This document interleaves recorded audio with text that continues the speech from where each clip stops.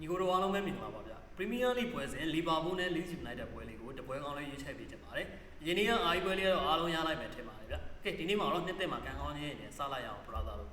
ဒီပွဲလေးကတော့အကြိုက်တူတယ်ဆိုရင်ယူကစားကြည့်နိုင်ပါတယ်။လီဗာပူးကတော့ဒါလက်ရှိမှာ32မှတ်နဲ့အဆင့်၄နေရာမှာရပ်တည်ပြီးတော့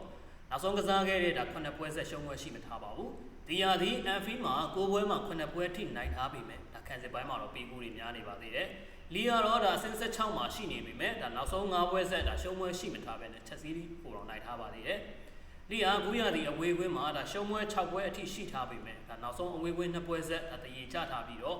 တံပြန်တိုက်စစ်ကစားပုံကဒါပဲလင်းနဲ့ချက်စီးကိုဒုက္ခပေးခဲ့တယ်လို့အခုလဲဒါလီဗာပူးကိုချိန်ချောက်လာအောင်ပါပါ။လူစင်းမိုင်းကိုကြည့်မယ်ဆိုရင်လီဗာပူးဘက်မှာဒါတိုက်စစ်မူဆာလာကအာဖရိကဖလားသွားရောက်ရှင်ပြိုင်နေတယ်လို့ဒါတိုက်စစ်ပိုင်းမှာလည်းအီဆက်ကွင်းလယ်လူအန်တိုနဲ့ဒါနောက်ခံလူဂျိုကိုမတ်စ်တို့ဒဏ်ရာကြောင့်ပါဝင်နိုင်မှာမဟုတ်ပါဘူးလီဘက်မှာဆိုရင်တော့ဒါကန်ဆယ်မူဂျိုရိုဒန်နဲ့ဒါဒန်ရီယယ်ဂျိမ်းစ်တို့မပါဝင်နိုင်တာကအားနည်းချက်ဖြစ်လာနိုင်ပါတယ်ဒါပေမဲ့ချီမှန်နေတဲ့ဒါတိုက်စစ်မူလီဝင်ကိုလီဗာပူးခံစစ်ကတော့ထိန်းချုပ်ဖို့လိုပါလိမ့်မယ်ဟတ်တူဝက်ကိုကြည့်မယ်ဆိုရင်နောက်ဆုံးတွေ့ဆုံမှု9ချိန်မှာလီဗာပူးက3ပွဲနိုင်ထားပြီးတော့တပွဲရှုံးနဲ့တပွဲတည်ကြထားပါတယ်အစင်လာရဆိုရင်တော့လီဗာပူးကတာပြီးမဲ့ဆာလာနဲ့အီဆက်တို့မပါဝင်တဲ့လီဗာပူးတိုက်စစ်ဟာလီရတာဝေးဝင်းခံစစ်ကိုဘယ်လောက်ထိထိုးဖောက်နိုင်မလဲဆိုတော့စောင့်ကြည့်ရမှာပါ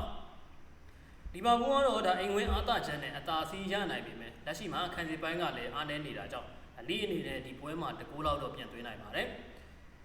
ဒီတော့ဒါနှစ်သင်းလုံးဂိုးသွင်းပြီးတော့လီဗာပူးကပဲ2-1ဒါမှမဟုတ်3-1ဆိုတဲ့ရလဒ်မျိုးနဲ့အနိုင်ယူသွားပါလိမ့်မယ်ညီကိုတို့ဒီပွဲလေးကိုဘယ်လိုထင်လဲဆိုတော့ comment လေးမှာရေးပေးသွားပါဦးဗျအားလုံးပဲ good luck ဖြစ်ကြပါလိမ့်ဗျ